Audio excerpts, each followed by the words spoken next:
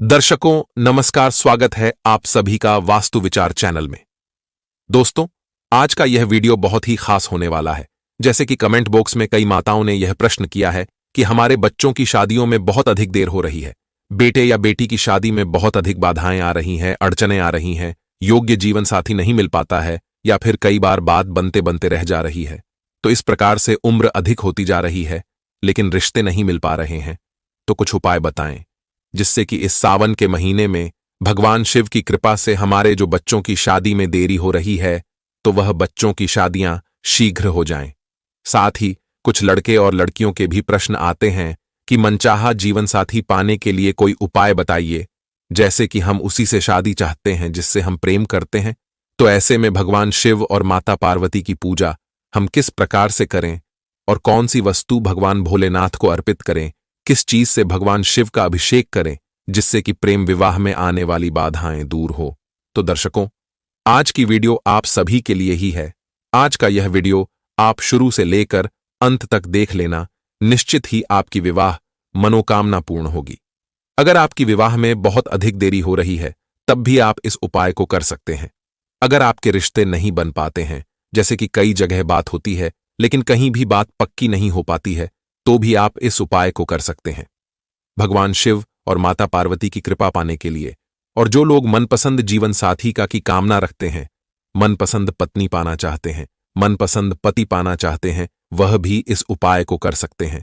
दर्शकों, मात्र इस एक उपाय से आपकी समस्त कामनाएं भगवान भोलेनाथ और माता पार्वती की कृपा से पूर्ण हो जाती हैं। अब बात करें उन माताओं के बारे में जो कि अपने बच्चों के लिए चिंतित थे। तो देखिए, मैं आपसे यही कहूंगा कि जो मैं उपाय आपको बता रहा हूं, आप प्रयास करें कि यह उपाय आपके बच्चे ही करें। जैसे कि बेटी की शादी में देरी हो रही है तो बेटी ही इस उपाय को करें, या फिर बेटे की शादी में बहुत अधिक देरी हो रही है तो प्रयास करें कि बेटे से ही इस उपाय को करवाएं। ठीक है। और अगर किसी कारणवश वह खुद नहीं कर पाते हैं तो ऐसी अवस्था में आप स्वयं यानी माता पिता भी अपने बेटा या बेटी के लिए उपाय कर सकते हैं।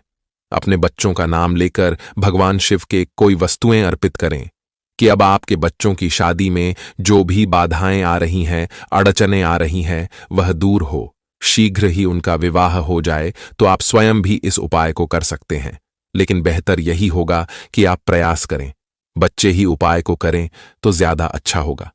तो चलिए बात करते हैं उपाय के बारे में, लेकिन इससे पहले आपसे रिक्वेस्ट है, वीडियो को पूरा जरूर देखिए, क्योंकि वीडियो अगर आप पूरा नहीं देखते हैं तो फिर आप लोगों के प्रश्न कमेंट बॉक्स में आते हैं, जो मैं पहले से ही वीडियो में बता चुका होता हूं, उसके बारे में भी प्रश्न होते हैं। तो ऐसा ना करें, वीडियो पूरा देखें, और अगर आपको अच्छा लगता है तो वीडियो को लाइक कीजिए और शेयर कीजिए इस वीडियो को ज्यादा से ज्यादा उन लोगों तक जिनको भी इस वीडियो की आवश्यकता है, जो भी विवाह से जुड़ी समस्याओं से परेशान है। और अगर आप चैनल पर पहली बार आए हैं तो चैनल को भी सब्सक्राइब कर दीजिएगा। तो चलिए बात करते हैं कि विवाह कामनाओं को पूर्ण करने के लिए इस सावन माह में शिव पार्वती को कैसे खुश करें। तो देखिए, शिव पार्वती की आराधना करने से सभी कामनाएं पूर्ण हो जाते हैं। और आप सभी जानते हैं कि माता भगवती की पूजा तो माता सीता ने भी की थी। जैसे कि हम रामचरितमानस में भी पढ़ते हैं कि मनचाहे वर की कामना से माता सीता ने भी महागौरी की आराधना की थी, पूजा की थी, और मां गौरी ने आशीर्वाद दिया था, जिसके फलस्वरूप भगवान श्री राम से उनका विवाह हुआ था। तो मनचाहे जीवन साथी की कामना के लिए, प्रेम विवाह के लिए सर्वश्रेष्ठ मानी गई सावन मास, क्योंकि सावन माह में भगवान शिव पार्वती दोनों बहुत प्रसन्न रहते हैं। तो इस समय में उनकी आराधना करने से उनकी कृपा मिल जाती है। तो अब उपाय कैसे करना है यह जान लीजिए। इसको बिल्कुल ध्यान से सुनना ताकि आपको समझने में कोई भी दिक्कत ना हो। दर्शकों, वैसे तो यह उपाय आप किसी भी सोमवार के दिन कर सकते हो, लेकिन यही उपाय यदि श्रावण मास के सोमवार के दिन करते हैं तो अति उत्तम है। इसका जो रिजल्ट है वह कई गुना देखने को मिलता है। और अब की बार जो सावन महीना आ रहा है, अपने आप में एक अद्भुत योग लेकर आ रहा है, क्योंकि अब की बार श्रावण महीने में 5 सोमवार बन रहे हैं। श्रावण महीने की जो शुरुआत है वह भी सोमवार से ही हो रही है, और इसका जो समापन है वह भी सोमवार से ही होगा। तो इसलिए अब की बार श्रावण मास में 5 सोमवार बन रहे हैं, तो यह मौका आपको बिल्कुल भी नहीं गंवाना है। दर्शकों, ये जो उपाय बताने वाला हूं वो आपको जरूर करना है। और मैं तो आपसे यही कहूंगा कि इस बार जो सावन महीना है, इसमें जो 5 सोमवार आ रहे हैं, तो प्रत्येक सोमवार यह उपाय आपको करना है। यदि 5 के 5 सोमवार आप नहीं कर पाते हैं, तो फिर जो पहला सोमवार है, जो 22 जुलाई के दिन बन रहा है, तो इस सोमवार को यह उपाय जरूर करना। और जो अंतिम सोमवार है, उस सोमवार को भी यह उपाय जरूर करना।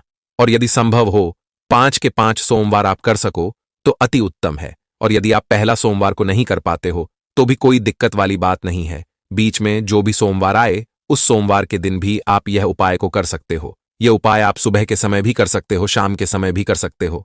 तो करना क्या होगा, स्नान आदि से निवृत्त होकर के साफ सुथरे धुले हुए वस्त्र आपको पहन लेने हैं और एक कोई भी स्टील का बर्तन लेना है। उस स्टील के बर्तन में आपको कच्चा दूध डाल लेना है और उसके अंदर थोड़ा सा केसर आपको मिला लेना है। तो इतना काम आपको कर लेना है। उसके बाद अपनी उम्र के बराबर आपको बेलपत्र लेने हैं। देखिए, यह भी ध्यान रखें कि सोमवार के दिन बेलपत्र नहीं तोड़ा जाता, इसलिए आप रविवार के दिन ही बेलपत्र तोड़ लीजिए और अपने घर में रख लीजिए या फिर किसी गीले कपड़े में रख दीजिए ताकि यह सूख ना पाए। देखिए, आपको फिर से दोहरा देता हूं कि यदि आप पहला सोमवार को यह उपाय नहीं कर पाते हैं, आप दूसरा सोमवार, तेहरा, चौथा, 5वां सोमवार को भी यह उपाय कर सकते हैं। तो आपको बेलपत्र अपनी उम्र के बराबर ले लेना है।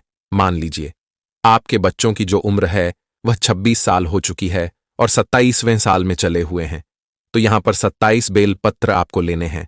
मान लीजिए 34 साल के हो चुके हैं, 35वें साल में चले हुए हैं, तो 35 बेलपत्र लेने हैं। यानी कि वर्तमान समय में जिस उम्र में चले हुए हैं उतने ही बेलपत्र लेने हैं।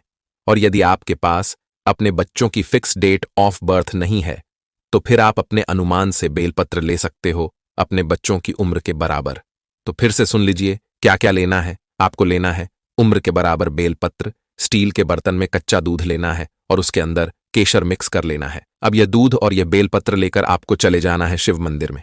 दर्शकों, कुछ शिव मंदिर ऐसे होते हैं जहां पर केवल शिवलिंग की स्थापना होती है। गणपति जी, मां पार्वती, कार्तिक जी, ये अलग अलग जगह पर स्थापित किए जाते हैं। और कुछ मंदिर ऐसे होते हैं जहां पर बीच में शिवलिंग होता है और चारों तरफ पूरा शिव परिवार होता है। अब मान लीजिए आप ऐसे शिव मंदिर में जा रहे हो कि वहां पर केवल शिवलिंग है, तो फिर आपको यह उपाय केवल शिवलिंग पर ही करना है। और मान लीजिए कोई ऐसा शिव मंदिर है जहां पर बीच में शिवलिंग है और चारों तरफ शिव परिवार है, यानी कि गणपति जी महाराज है, मां अंबिका है, कार्तिक जी है, नंदी जी हैं। तो फिर यह उपाय आपको कैसे करना है, दोनों ही सिचुएशन आपको बता देता हूं। ने एक पानी का लोटा लेना है, क्योंकि पानी तो हर मंदिर में मिल ही जाता है, तो मंदिर से ले लीजिए। और यदि मंदिर में नहीं भी है तो घर से ले जाइए। एक पानी का लोटा भी अपने साथ में, तो एक पानी का लोटा लेना है। तो सबसे पहले गणपति जी महाराज पर अर्पित कर दीजिए, उसके बाद मां अंबिका पर अर्पित कर दीजिए, उसके बाद कार्तिक जी पर अर्पित कर दीजिए, और उसके बाद नंदी जी पर अर्पित कीजिए, और उसके बाद सर्प देवता पर अर्पित कर दीजिए, और लास्ट में शिवलिंग पर अर्पित कर दीजिए। एक लोटा जल थोड़ा थोड़ा आप डाल दीजिए। और यदि केवल शिवलिंग है, पूरा शिव परिवार नहीं है, तो वह पानी का लोटा शिवलिंग पर अर्पित कर दीजिए। अब आगे क्या करना है, आपने जो दूध तैयार कर रखा है केसर मिश्रित, उस दूध में एक बेलपत्र डुबो लीजिए और डुबो करके अपनी मनोकामना बोलते हुए शिवलिंग पर अर्पित कर दीजिए। फिर दूसरा बेलपत्र लीजिए, उसको भी दूध में डुबो लीजिए और फिर शिवलिंग पर अर्पित कर दीजिए। तो इस प्रकार से जो भी बेलपत्र आपके पास हैं, उनको बारी बारी से सभी को दूध में डुबोकर अपनी मनोकामना बोलते हुए शिवलिंग पर आपको अर्पित कर देने हैं। उसके बाद यह जो दूध बच जाएगा, इसको भी आपको अपनी मनोकामना बोलते हुए शिवलिंग पर अर्पित कर देना है।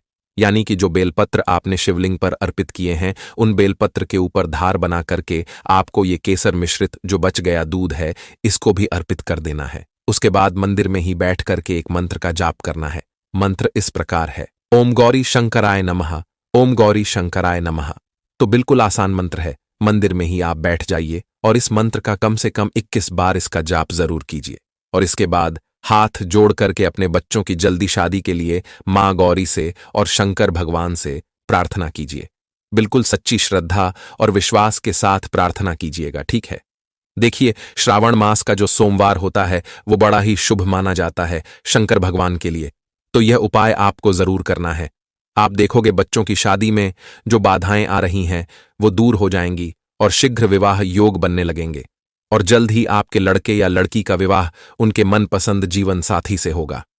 तो बताए गए विधि से आप यह उपाय जरूर करें, निश्चित ही शिव पार्वती की कृपा दृष्टि आप पर बरसेगी। तो आज की इस वीडियो में बस इतना ही। मिलते हैं अगली वीडियो में एक और नई जानकारी के साथ, एक और नई समाधान के साथ। धन्यवाद।